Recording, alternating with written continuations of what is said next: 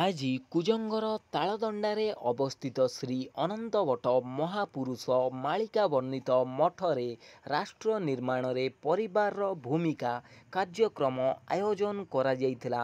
ସେଥିରେ ସାଧୁଗଣ ଓ ଭକ୍ତଗଣଙ୍କ ଦ୍ୱାରା କାର୍ଯ୍ୟକୁ ସାଫଲ୍ୟ କରାଯାଇଥିଲା। ମୁଖ୍ୟ ସ୍ରଷ୍ଟା ଭାବରେ ସ୍ୱାମୀ ସ୍ମୃତିସାଗର ସାରସ୍ୱତ ଯୋଗ ଦେଇଥିଲେ ଓ ନିଜର ବକ୍ତବ୍ୟ ରଖିଥିଲେ। ରାଷ୍ଟ୍ର ନିର୍ମାଣରେ ପରିବାରର କ'ଣ ଭୂମିକା ରହିଛି। ବାପା ମାନେ ମା ମାନେ ଆପଣ ବୁଝି ପାରୁଥିବେ ଏ ପରିବାର ଚଳେଇବା ହଉଛି ଏ ଯୋଉ ଝିଅଟି ଦୌଡ଼ି ଖେଳ ଦେଖୁଛି ତାରି କାମ। ଆପଣଙ୍କ ପରିବାର ରଜ ଉପରେ ଆପଣ ଗୋଟିଏ ଗୋଟରେ ଚାଲୁଛନ୍ତି, ଗୋଟେ ବାଉଁଶକୁ ଧରିଛନ୍ତି। ଏ ବାଉଁଶ ହଉଛି ରାଜଦଣ୍ଡ। ଯଦି ଆପଣ ଅନ୍ୟମନସ୍କ ହେବେ ଭରସା ତୁଟିଯିବ, ଗଳି ପଡ଼ିବେ। ତେଣୁ ଆପଣଙ୍କ ଉପରେ ଭରସା ରହିବା ଦରକାର। ଅଣ୍ଡରଷ୍ଟାଣ୍ଡିଂ। ସ୍ୱାମୀ କହୁଛି ମୋ ତଳେ ମୋ ସ୍ତ୍ରୀ ଅଛି, ମୁଁ ଯଦି ପଡ଼ିଯିବି ମୋ ସ୍ତ୍ରୀ ମତେ ସୁରକ୍ଷିତ ଦେବ। ସ୍ତ୍ରୀ କହୁଛି ମୋ ସ୍ୱାମୀ ଅଛନ୍ତି, ମୋର କିଛି ଅସୁବିଧା ହବନି।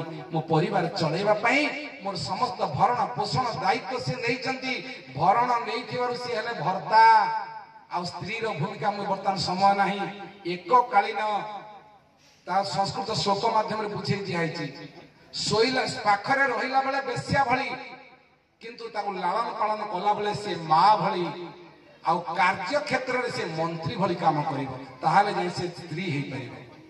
ଆପଣ ମାନ ପରିବାରକୁ ସଞ୍ଚାଳନ କରିବା ପାଇଁ ଏ ଗୋଟିଏ ଜିନିଷ ଅଣ୍ଡରଷ୍ଟାଣ୍ଡିଂ ର ଅଭାବ ହେଇଛି। ଅଣ୍ଡରଷ୍ଟାଣ୍ଡିଂ ଶବ୍ଦଟା ଏଇ ସର୍କସ ଖେଳରୁ ଆସିଲା। ଅଣ୍ଡରଷ୍ଟାଣ୍ଡିଂ ରୁ ଅଣ୍ଡରଷ୍ଟାଣ୍ଡିଂ। ଆଜି ଅଣ୍ଡରଷ୍ଟାଣ୍ଡିଂ ଅଭାବ ସବୁ ଭିତରେ, ଭାଇ ଭାଇ ଭିତରେ ଅଣ୍ଡରଷ୍ଟାଣ୍ଡିଂ ନାହିଁ, ବାପା ମା ଭିତରେ ନାହିଁ, ପରିବାର ଭିତରେ ନାହିଁ। ଏମାନଙ୍କ ଭିତରେ ପରସ୍ପର ଅଣ୍ଡରଷ୍ଟାଣ୍ଡିଂ ଅଭାବ ହେଇଥିବାରୁ ମୁଁ ଅଳ୍ପ ସମୟ କହିବି, ଟିକେ ଦୟାକରି ବସନ୍ତୁ। 5 ମିନିଟ୍ ଭିତରେ ସାରିବି, ପ୍ଲିଜ ବସନ୍ତୁ। 5 ମିନିଟ୍ ଭିତରେ ସାରିଦେବି, ଆପଣ ମାନେ ଡିଷ୍ଟର୍ବ ହୁଅନ୍ତୁନି। ତାପରେ ଯାହାର ପଚାରିବାର ଥର ପଚାରିବେ, ଯୋଉମାନେ ପ୍ରସାଦ କରିବାକୁ ଯିବେ ଯିବେ, ବେଶୀ ସମୟ ନେବେନି ଆପଣ। ଏ ଅଣ୍ଡରଷ୍ଟାଣ୍ଡିଂ ଅଭାବ ହେଇଥିବାରୁ ଆଜି ସାହି ଭିତରେ, ଦେଶ ଭିତରେ, ରାଜ୍ୟ ଭିତରେ ଝଗଡା। ତେଣୁ ଅଣ୍ଡରଷ୍ଟାଣ୍ଡିଂ ଆମକୁ ସଜାଡ଼ିବାର ଅଛି। ଏଥିପାଇଁ ଆମେ ଚିନ୍ତା କରିବା ଦରକାର। ତେଣୁ ଏ ପରିବାର ଚଳେଇବା ପାଇଁ ଯଦି ଆମେ ବୁଝାମଣା ଠିକ ରଖିବା, ବାପା ମାଙ୍କର ଆଦର୍ଶକୁ ଚିନ୍ତା କରି ପିଲାମାନେ ଅନୁକରଣ କରିବେ। ଗୋଟିଏ ମାଟିଏ ମୋ କତିକି ଆସିଲେ, ଏ କଥାଟା ଶେଷ କଥା ମୋର, କହିଲେ ବାବା ମୁଁ ଗୋଟିଏ ଗୁପ୍ତ କଥା ଆପଣଙ୍କ ସାଙ୍ଗରେ ହେଇଗଲି। ମୁଁ ଭାବିଲି ବୋଧେ ମା କିଛି କହିବେ, ମୁଁ ଏକା କହିବି। ମୁଁ କହିଲି କୁହନ୍ତୁ।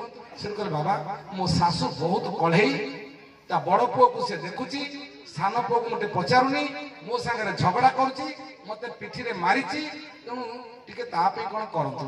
ମୁଁ କହିଲି ମା ତୋ ରଙ୍ଗ ନମ୍ବର ଲାଗିଗଲା। ନା କ'ଣ? ମୁଁ କହିଲି ମୁଁ ତ ତନ୍ତ୍ର ଫନ୍ତ୍ର କିଛି ଜାଣିନି, ସେଇ ବାଜି ମୁଁ ନୁହଁ। ତୁ ତନ୍ତ୍ର ଫନ୍ତ୍ର କତି ଗଲେ ସିଏ ସିନା କିଛି କରିବ। ନା ମୋର ବିଶ୍ୱାସ ଅଛି ଆପଣ ଯାହା ହେଲେ କିଛି କରିବ, ବହୁତ ବାଧ୍ୟ କର। ସେଠୁ ମୁଁ ତାକୁ କହିଲି ଠିକ ଅଛି ମା, ଗୋଟେ କାମ କରିବୁ, ତତେ ଗୋଟେ ବୋତଲରେ ପାଣି ଦଉଛି, ସେ ମନ୍ତୁରା ପାଣି ତୁ ନେଇଯିବୁ, ତୋ ଶାଶୁକୁ ଡେଲି ଖାଇବାକୁ ଦେବା, ସେ ପାଣିରୁ ଟିକେ ଟିକେ ଦବ, ଏବଂ ସେ ଧୀରେ ଧୀରେ ପାଣି ଯୋଉଦିନ ସରିବ ସେଦିନ ସେ ମରିଯିବ। କାମ ସଫା। ଭାରି ଖୁସି ହେଲା। କହିଲେ ଦକ୍ଷିଣା କେତେ? ମୁଁ କହିଲି ଜମା ଦକ୍ଷିଣା ନାହିଁ, 0। ନା ନହେଲେ ତମର କାମ ଦବନି, ଗୋଟିଏ ଟଙ୍କା। ହଉ ଟଙ୍କାଟେ ଦେଲା। ଗଲାବେଳକୁ ମା ଶୁଣୁ ଗୋଟେ କଥା ଭୁଲି ଯାଇଥିଲି। ନା କ'ଣ? ନା ପାଣି ତ ମିଶେଇ ଦବୁ, କିନ୍ତୁ ତୋ ଶାଶୁ ଯେତେବେଳେ ତତେ କିଛି କହିବ। ବୁଝିପାଇଲେ ନିଶ୍ଚିନ୍ତ ନିଜ ପରିବାରରେ ଲଗାନ୍ତୁ। ଭିଡ଼ିଓଟି ଯଦି ଆପଣମାନଙ୍କୁ ଭଲ ଲାଗେ ସେୟାର କରିବାକୁ ଭୁଲିବେନି। ଜୟ ଜଗନ୍ନାଥ।